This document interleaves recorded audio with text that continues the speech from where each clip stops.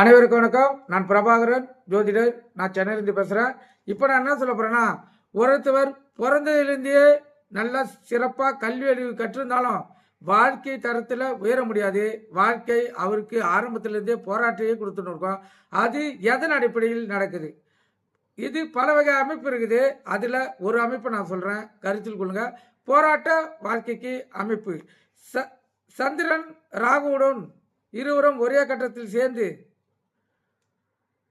லக்னாதிபதி பாக்கியாதிபதி இவங்க ரெண்டு பேரும் கெட்டு சூரியனும் சந்திரனும் இவங்க பாபரோட இணைந்து அவங்களுக்கு தோஷத்தை ஏற்படுத்தும்.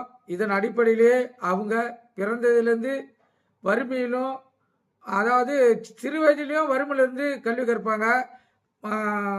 வயது முயர்ந்தும் அவங்களால முன்னேற முடியாது. கருத்தில் கொள்ளுங்க.